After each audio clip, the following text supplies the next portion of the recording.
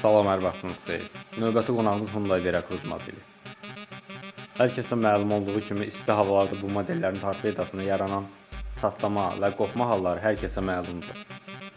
Sürücülərin ən çox etdiyi səhv isə həmin çatları sadəcə kosmetik bərpa etməyə çalışmaqdır və ya çat bərpası. Unutmayın, bu işlərdə yüngül bərpa işləri keçərli deyil. Qısa müddətdə yenidən deformasiya olacaq.